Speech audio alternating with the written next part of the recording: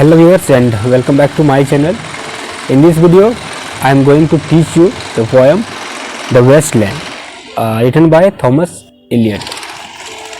Thomas Eliot, the full name of Thomas Eliot is Thomas Aston Eliot. Thomas Aston Eliot OM भी हम बोलते हैं. क्यों बोलते हैं? Because in the year of 1948 he was awarded by Order of Merit. तो इसीलिए इनको क्या बोलते हैं हम लोग? थॉमस अस्टन इलियट OM भी लास्ट में लगाते हैं. He was born in 26 September 1888 and at the age of 76 in January 4th January 1965 he was died.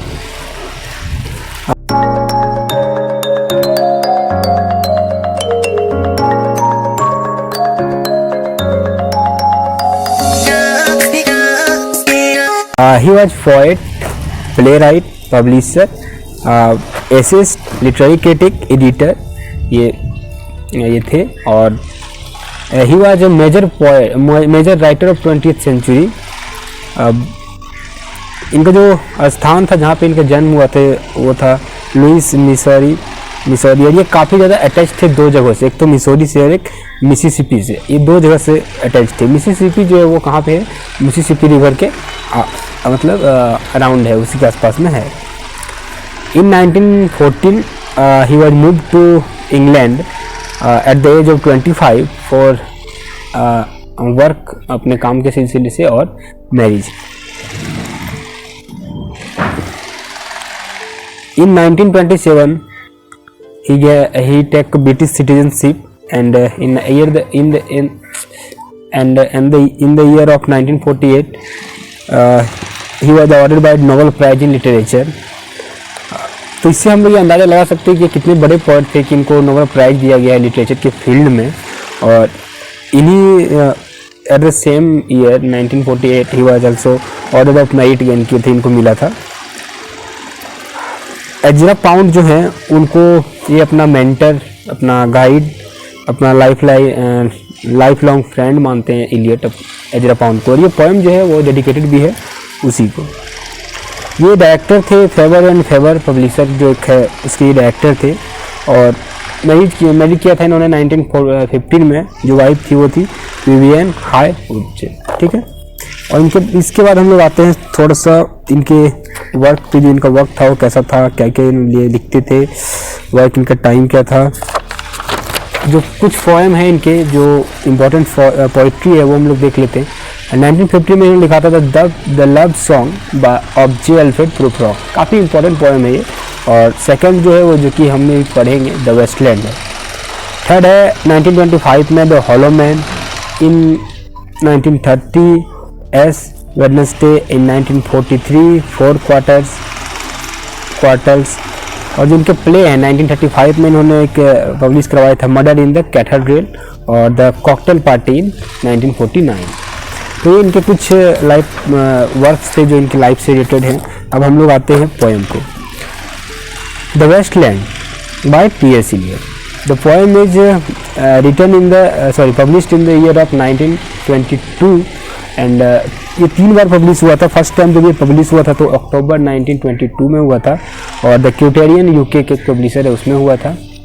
Again ये नवंबर 1992 में हुआ द डायल में, और जो कि US का है. और अगेन हुआ दिसंबर 1922 में इन अ फॉर्म ऑफ बुक जो कि न्यूयॉर्क में पब्लिश हुआ था. अब फर्स्ट जो टाइटल था बुक का वो था जो पोएम था इसका टाइटल था he do the police in different voices. ठीक है. और अभी इसका क्या टाइटल है? The waste land. The poem is divided into 5 section, 5 parts में डिवाइडेड है पोएम. फर्स्ट पार्ट है the burial of the dead. Second the game of chess. Third the fire sermon. और fourth death by water. And five what the thunder said. The total line of the poem is 434. And इसमें जो है सो writer ने काफ़ी जो है सो words को use किया है, फ्रेजेस को यूज किया है, जैसे कि संस्कृत के फ्रेजेस हैं. उसके बाद जैसे लैटिन, ग्रीक, ये सारे फ्रेजेस इन्होंने यूज किया है. और काफ़ी सारे लैंग्वेज भी इसमें जो है सो यूज किया गया है, जैसे कि English, French, Latin, Greek, Sanskrit, काफ़ी सारे वर्ड्स फ्रेजेस जो है यहाँ से इन्होंने इसमें कॉट किया है. लैटिन से भी किया है और इटालियन से भी किया है, काफ़ी सारे इसमें इन्होंने फ्रेजेस को एक्सट्रैक्ट किया है। The poem is started from April is the coolest month. April is the coolest month से पोएम स्टार्ट होता है और एंड होता है शांति शांति शांति से, जो कि क्या एक संस्कृत का एक मंत्र है। ठीक है, संस्कृत का एक मंत्र है। रेफरेंस इन्होंने काफ़ी जगह से लिया है। डिवाइन कॉमेडी, जो कि दांतेस का डिवाइन कॉमेडी है इन्फर्नो वाला, तो वहाँ से इन्होंने रेफरेंस लिया है। शेक्सपियर के काफ़ी वर्क से लिया है, बुद्धिज्म से लिया है और हिंदू उपनिषद से भी काफ़ी सारे रेफरेंस इस पोएम में इन्होंने लिया है। ये जो पोएम है ये लिखा गया सैटारिकल फॉर्म में लिखा हुआ है और जो सो चेंज होते रहता है इसमें। स्पीकर यानी कि जो नरेटर है इसका वो चेंज होते रहता है और तो लोकेशन भी चेंज होते रहता है और टाइम भी इसका चेंज होते रहता है। ये जब पब्लिश हुआ था 1922 में और after 3 year in 1925 in this ये जो पोएम है इसमें एक एपिग्राफ को ऐड किया गया 1925 में। और अगर हम लोग बात करें इस पोएम को तो डेडिकेटेड किसको था, ये किसको मतलब डिलीवर किया था, एजरा पाउंड को, जिसको ये अपना मेंटर और लाइफ लॉन्ग फ्रेंड मानते थे। तो उन्होंने काफ़ी काट कूट के, मतलब इससे बोलते हैं काट कूट के एक नया निकाल के जो बचा था वो था द वेस्टलैंड पोएम, और लगभग 50% तो कट कर दिया था। उसके बाद जाकर के फाइनल पोएम हम लोग देख रहे हैं। तो जो भी था ये बता दिए और इसमें क्या है और कुछ है पोएम का बेसिक है नहीं, बेसिक एक और है, देख लेते हैं। जो वेस्टलैंड है ये क्या हुआ था, कंसिडर हुआ था, माना जाता है जो वार हुआ था फर्स्ट वर्ल्ड वार, उसके तुरंत बाद ये लिखा गया पोएम। तो कहीं ना कहीं जो इम्पैक्ट है, कहीं ना कहीं नहीं, मतलब श्योरली, मतलब फुल्ली है कि उसी को लेकर के लिखा गया था। उसको डायरेक्टली नहीं लिखा था, लेकिन वो इसमें जो है सो उसके जो उस टाइम के जो क्या हो रहा था वर्ल्ड वार फर्स्ट के टाइम पे, वो सारा इसमें कहीं ना कहीं हम लोग को देखने को मिलता है। फर्स्ट वर्ल्ड वार के बाद सोसाइटी, ह्यूमन कैसे बिहेवियर्स क्या चेंज हो गए थे, फर्स्ट वर्ल्ड वार के पहले कैसा था और बाद में कैसा हुआ था, इन सभी चीज़ों का इसमें डिस्कस किया गया है, पोएम में दिखाया गया है, सभी चीज़ों को इसमें मेंशन किया हुआ है। तो अब हम लोग आते हैं पोएम पे। जो पोएम है द वेस्टलैंड, तो वेस्टलैंड मतलब वेस्ट मतलब बेकार जो होता है वो, और लैंड मतलब क्या होता है, एक एरिया, जो खेत या फिर जो भी एरिया है उसको बोलते हैं। तो वेस्टलैंड का मीनिंग हम लोग समझ सकते हैं कि द वेस्टलैंड मीन्स एक बंजर जगह।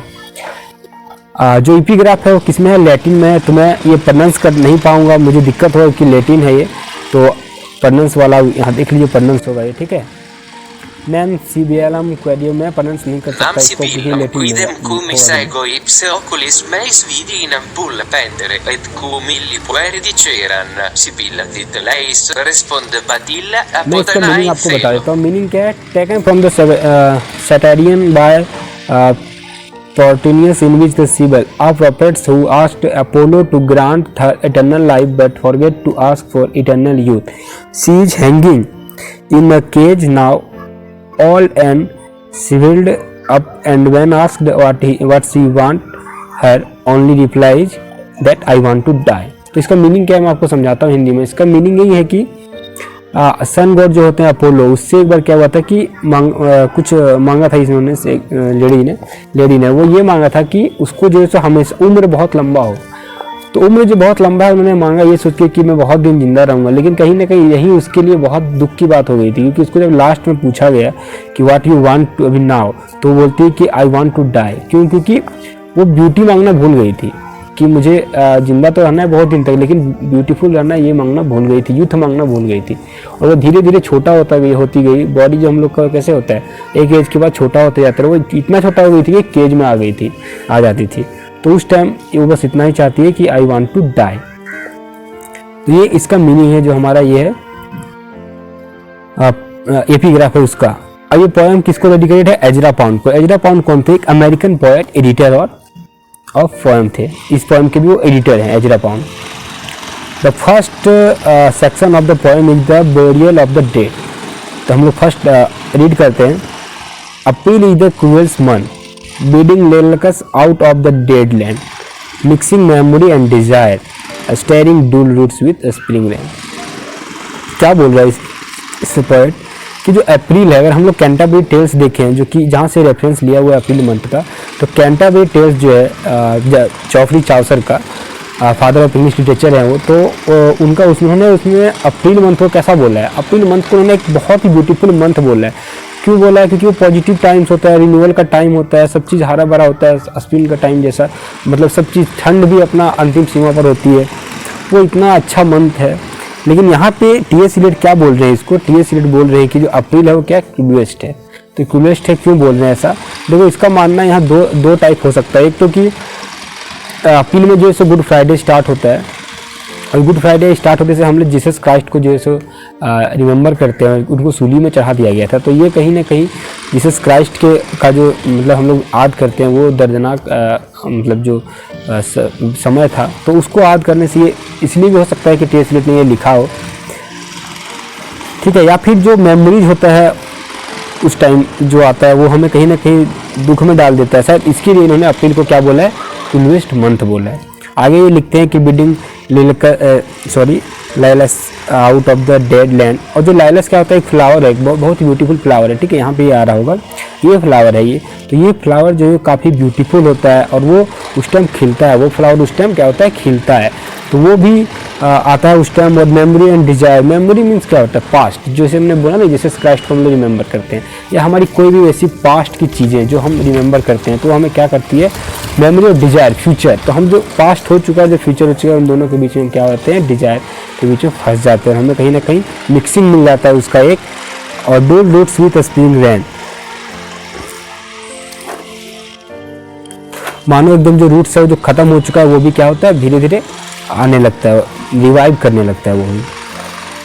आगे जो लाइन है, आगे हम लोग रीड करते हैं। Winter kept us warm, covering earth in forgetful snow, feeding a little with dried tubers, ठीक है। तो यहाँ पे क्या बोल रहे हैं? देखो विंटर क्या होता है? बोलता है विंटर जो है ना वो अच्छा है, क्यों? क्योंकि वो कैप्ट करता है, हमें वार्म, हमें गर्मी देता है, सब चीज़ ढका हुआ रहता है विंटर में, कवर रहता है पूरा अर्थ जो है सो स्नो से, पूरा अर्थ जो है सो कवर रहता है। और लेकिन यहाँ पे जो इंटरनल चीज़ है, वो क्या बोलना चाहता है कि जो मॉडर्न पीपल है ना, वो जिंदा तो है, बट कैसा है? भीतर से लाश की तरह है। जैसे ठंड क्या करती है? विंटर सब चीज़ को झाँप देता है, सभी चीज़ों को ढक देता है, उसी तरह से क्या है? इंसान जिंदा तो है मॉडर्न टाइम में, लेकिन वो किस तरह से? लाश की तरह। ऐसा क्यों बोल रहा है? क्योंकि वर्ल्ड वार का जो इम्पैक्ट हुआ था, वर्ल्ड वार के बाद जो उन्होंने क्वालिटी ऑफ ह्यूमंस का देखा था, वो कहीं ना कहीं यहाँ पे वो कहना चाहते हैं टी.एस. इलियट। आगे वो जो अभी 2 हम लोग सीजन देख चुके हैं, यानी कि अप्रैल, यानी कि स्प्रिंग, विंटर, और अब समर देखेंगे। Summer surprised us, coming over the Starnbergersee with a shower of rain, we stopped in the colonnade and went on in sunlight into the Hofgarten and drank coffee and talked for an hour. Began canny Russian, a storm as Lithuania act Deutsche।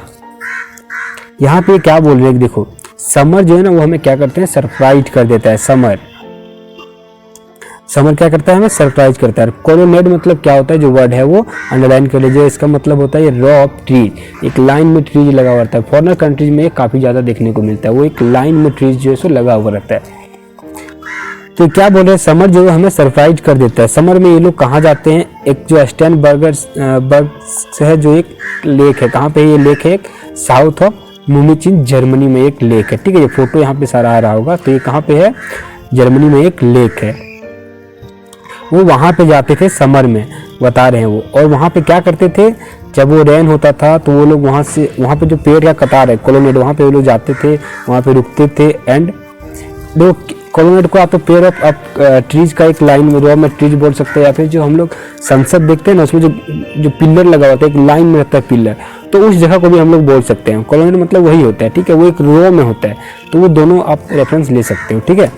वैसे जगह पे लोग जाके रुकते थे जब पानी, मतलब जब हल्का हल्का बूंदें पड़ने लगती थी, रेन होने लगती थी, तो उसके शेड्स में जाकर के ये लोग क्या करते थे? आश्रय लेते थे, रुक जाते थे। And went on in sunlight into the Hofgarten. और जब सनलाइट आता था तो ये कहाँ जाते थे? गार्डन चले जाते थे। हॉफगार्टन क्या है? एक garden in the centre of Munich है, ठीक है। And drank coffee and talk for an hour. ये लोग क्या करते थे? वहाँ कॉफी पीते थे और घंटों भर बात करते थे। अगला जो लाइन है वो किसमें लिखा हुआ है? ये जर्मन में लिखा हुआ है, बीनगार करके कोई लिखा हुआ है। ये जो रेफरेंस है कहाँ से लिया गया है? ये लिया गया है एक सेकेंड, सॉरी, इसका मीनिंग क्या है वो देखो, ये लिखा हुआ है जर्मन में, इसका मीनिंग है बिन गार कैन रसियन से लेकर के डियोचस तक जो है इसका मीनिंग है I am not Russian at all, I came from Lithuania, I am a real German. ये यहाँ पे क्यों बोल रहा है, देखो इसलिए बोल रहा है क्योंकि जो वर्ल्ड वार फर्स्ट हुआ था उसमें जो जर्मनी था उसके जो इनेमी थे कौन थे, एलाइड फोर्स थे। पता होगा जर्मनी का एलाइड फोर्स था वर्ल्ड वार 1 में, कौन, एलाइड फोर्स था जर्मनी का। तो वो बता रहे कि मैं एक रसियन नहीं हूँ, I am not Russian at all, I come from Lithuania, I am a real German. Lithuania German का एक नेटिव एरिया है, तो वहाँ से क्या थे, मैं बिलोंग करता हूँ, मैं क्या हूँ, मैं जर्मन हूँ। यहाँ पे क्या बोलना चाहता है फ्रॉइड बोलना चाहता है कि जो वर्ल्ड वार के पहले जो लाइफ था वो क्या था, साथ वो कॉफ़ी पीते थे, घंटों बात करते थे, लाइफ बहुत ब्यूटीफुल था। लेकिन जो आफ्टर वार क्या हो चुका है, लाइफ पूरी तरह से डिस्ट्रॉय हो चुकी है। And when we were children staying at archduke my cousins he took me out on a sled and I was frightened, he said Marie Marie hold on tight and down we went in the mountain there you feel free, I read much on the light and go south in the winter। देखो एक तो poem का meaning होता है, एक उसका hidden meaning होता है, मतलब उसमें पोएट क्या कहना चाहता है। तो मैं पहले मीनिंग बताता हूँ फिर उसका हिडन मीनिंग बताता हूँ। तो यहाँ पे पोएट बोल रहे हैं कि ये लोग कहाँ रहते थे, अपने जो इसके जो कजन थे आर्क ड्यूक्स, उसके यहाँ पे लोग रहते थे। मतलब ये क्या बोलना चाहते हैं कि जो है वो रॉयल फैमिली से बिलोंग करते थे। एंड वी वर चिल्ड्रन, जब हम लोग बच्चे थे तो हम लोग वहाँ पे जाकर के क्या करते थे, खेलते थे। My cousin took me out on a sled, वो एक स्लेड से वो फिसलते थे, खेलते थे वहाँ पे। एंड आई वाज फ्रेग्टेंट, जब वो डरता था, जब स्लेड से डाउन होते टाइम जब उसको डर लगता था तो उसके जो कजन है उसको क्या बोलते थे, he said Marie Marie hold on tight, Marie तुम मुझे कस के पकड़ लो, मैं तुम्हें डर नहीं लगेगा। And down we went in the mountain then you feel free, और कैसा लगता था कि जहाँ पे आप फ्री हो, फ्री फील करते थे। I read much of the night and go south in the winter, रात को पढ़ते थे और हम लोग कहाँ जाते थे, साउथ की तरफ जाते थे विंटर में। यहाँ पे क्या कहना चाहता है, देखो यहाँ पे नरेटर चेंज हो रहा है। अब नरेटर कौन आ रहा है, मारिया आ रहा है। तो मारिया यहाँ पे क्या है, सेकंड नेटर। फर्स्ट नेटर फ्रॉइड खुद था, टी.एस. एलियट। यहाँ पे सेकंड नेटर कौन है, मारिया है। अब मारिया यहाँ पे क्या बोलता है, क्या बोलती है, सॉरी एक फीमेल कैरेक्टर है। ये अपना बचपन के दिन बताती है, बचपन के दिन में ये कैसे थी और किस तरह से जब इसके अपने कजिन के घर जाती थी जो कि आर्क ड्यूक है, वहाँ उसके घर में जाके जब खेलती थी ये बरामदा में, तो कैसे खेलती थी ये लोग, स्लेट पे जब फिसलती थी तो उसका जो कजन है वो उसको टाइट से पकड़ने बोलता था कि तुमको डर नहीं लगेगा, तुम पकड़ लो। वहाँ पे एक फ्री फील करती थी। यहाँ पे क्या कहना चाहता है टी.एस. एलियट, कहना चाहता है कि अब जो है ना वो अलोन है, यहाँ पे तुमको कोई नहीं आने वाला है, कोई भी जो है सब तुमको यहाँ पे सेव करने को, जो डर था, जो उसका कजन आता था वो अब नहीं आने वाला है कोई भी तुमको बचाने के लिए उस टाइम पे जब तुमको डर लगता है। अब कोई नहीं आने वाला है उस टाइम पे। अगला लाइन जो है वो है what are the roots the clutch the branches grow out of this stony rubbish son of man you can not say or guess for you know only a heap of broken image where the sun beats and the dead tree gives no shelter, the cricket no relief and the dry stone no sound of water only. There is shadow under this red rock, come in under the shadow of this red rock. देखो हम लोग old testament और new testament अगर पढ़े होंगे तो वहाँ पे रूट्स में जो था वो क्या चीज़ को डेडिकेट करता था, बाइबल में जीसस क्राइस्ट को, और ब्रांचेस भी क्या है न्यू टेस्टामेंट में जीसस क्राइस्ट को। ठीक है, तो यहाँ पे दो वर्ड्स हैं जो डिनोट कर रहे हैं। ठीक है, सन ऑफ मैन कौन है, सन ऑफ मैन में है जो वो है जीसस क्राइस्ट। ठीक है, स्टोनी रबिश मीन्स क्या होता है, वेस्ट लैंड यानी बंजेरी जगह, एक वेस्ट लैंड यानी कि बंजरीली पथरीली जगह होती है। सन बीट्स का देखो हिडन मीनिंग अभी हम आपको बताएंगे, पहले इसका जो मीनिंग है वो बता देते हैं। What are the roots the clutch what branches grow out of this stony rubbish son of man you can not say or guess for you know only a heap of broken image where the sun beats and the dead trees। यहाँ पर जो है क्या है, trees भी नहीं है shelter के लिए, अब छाँव भी नहीं मिलेगा ट्रीज के पास। क्रिकेट क्या होता है, छोटा सा कीड़ा होता है ना घुंघरू जो शाम को आवाज़ करता है, उसको बोलते हैं क्रिकेट। तो क्रिकेट भी अब नहीं, अपना साउंड जो है ना वो नहीं है, वो सब कोई भी चीज़ अब वहाँ पे नहीं है। और जो पानी है ना, पानी की आवाज़ें भी नहीं आती। बंजर ज़मीन में कैसा होता है ना, पानी की आवाज़ आती, कोई जाना चाहेगा बंजर ज़मीन में? नहीं है, बंजर इसलिए कि वहाँ पे पानी नहीं है, तो पानी की भी आवाज़ अब नहीं आती है। ट्रीज नहीं है, जो पानी नहीं तो ट्रीज नहीं होगा, ठीक है। तो यहाँ पे जो हिडन मीनिंग है वो क्या कहना चाहता है कि जो अब यूनिटी है ना वो नहीं रहा है हम लोगों के बीच। हम लोग आपस में लड़ चुके हैं। वर्ल्ड वार में क्या हुआ था, एक दूसरे से लड़ गए थे, एकदम पूरा तगड़ा लड़ाई हो गया था सबके बीच। तो वही बोल रहा है कि हम लोगों के पास जो यूनिटी नहीं है, ह्यूमन अपना पर्पस ही भूल चुका है, टुगेदरनेस नहीं है। और सन जो है वो यूनिटी का एक चीज़ था। सन, क्योंकि पूरा विश्व में देखो तुम कहीं भी सन आपको एक ही दिखता है, तो वो जो यूनिटी था वो खत्म हो चुका है। और अब सन क्या करता है, not giving life, it is a source of torture. अब सन क्या बन रहा है, बिस्ट बन चुका है, टॉर्चर बन चुका है, ठीक है। नो कंफर्ट, यहाँ पे कोई कंफर्ट नहीं रहा है। चट्टाने जो है वो कैसी है, एकदम प्यासी है, किस चीज के लिए। और जो शैडो का जगह है ना वो एक ही है, क्या है, क्रिश्चियन चर्च। मतलब कहना चाहता ये है कि अब हमें जो है सो अगर इस वार को रोकना है, मतलब इन चीज़ों से अगर दूर हटना है, तो हमें क्या बनना पड़ेगा, स्पिरिचुअल बनना पड़ेगा। हमें स्पिरिचुअलिटी को अपनाना पड़ेगा, हमें चर्च की ओर चलना पड़ेगा, ताकि हम लोग क्या कर सकें, फिर से स्पिरिचुअल हो सकें। आगे बोलता है, and I will show you something different from either your shadow at morning standing behind you or your shadow at evening rising to meet you. I will show you fear in a handful of dust. क्या बोल रहा है यहाँ पे कि जो morning के time में आपको डिफरेंस बताने वाला है। क्या डिफरेंस बताने वाला है कि जो शैडो होता है मॉर्निंग के टाइम वो कहाँ होता है, बिहाइंड ऑफ यू। मतलब आपके मॉर्निंग के टाइम में क्या होता है, आपके पीछे होता है। सन के सामने खड़ा हो जाओ तो मॉर्निंग टाइम में वो पीछे होता है, मतलब शैडो क्या है, पास्ट हो चुका है। मॉर्निंग के टाइप में पास्ट हो जाता है। और क्या हुआ, शैडो ऑफ इवनिंग में क्या होता है, हमारे सामने बनता है, ठीक है। तो हमारे सामने बनता है, यहाँ पे वो यही कहना चाहता है कि शैडो मीन्स क्या है, डार्कनेस है। और जो पास्ट है और फ्यूचर है, इसके बीच में हम लोग क्या हो चुके हैं, मिक्स हो जाते हैं। और जो प्रेजेंट है वो क्या है, डेथ है। वही बोलता है, आई will show you fear in a handful of dust. अंत में कुछ नहीं बचता है, जब आप मर जाएंगे तो क्या होगा, कुछ डस्ट में ही मिलना है, मतलब डस्ट ही बनना है आपको। कहाँ क्या करा किया जाएगा, दफन कर दिया जाएगा और आपका क्या होगा, हैंडफुल ऑफ डस्ट। आप सिर्फ डस्ट में मिल जाएंगे, मुट्ठी भर डस्ट में आप चले जाएंगे। आगे जो लाइन है वो क्या है, जर्मन ओपेरा से लिया हुआ है। Prescribe wept dare win dare हिमन जू मैन इरिस। कभी ये मैं नहीं प्रोनाउंस कर सकता, है जर्मन में। तो जर्मन ये जो है सो कहाँ से टेकन किया गया है, जर्मन ओपेरा रिचर्ड वैगनर के जो बुक है ट्रिस्टन एंड आइसोल्डे, वहाँ से लिया गया है ये। और इसका मीनिंग क्या है, fresh blow the wind to the homeland my Irish sweet heart where are you lamenting. ये देखो ये क्या है कि इंग्लैंड और आयरलैंड के बीच में क्या है, एक सी है, मात्र एक समुंदर है।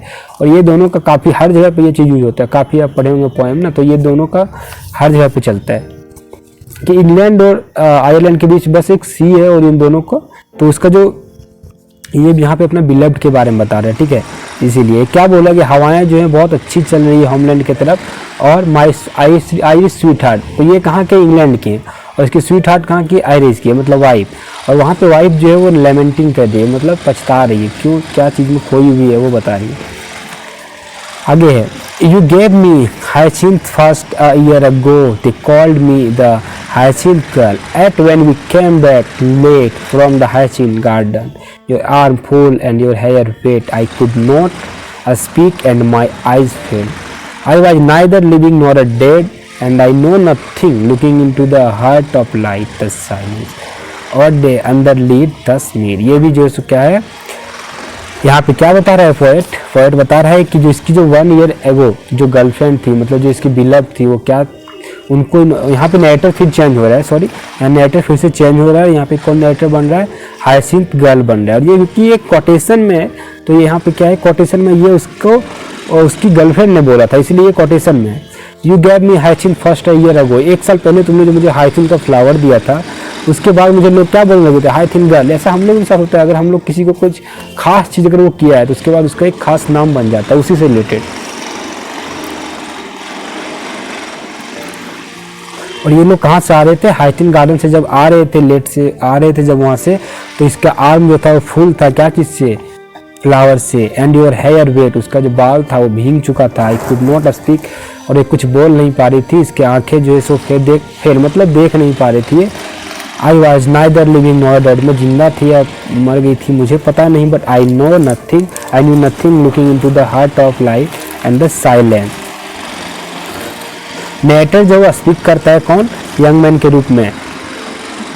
और यहाँ पे क्या बताना चाहता है पोएट बताना चाहता है कि in modern age love between couple is almost खत्म, लॉस्ट हो चुका है, ठीक है।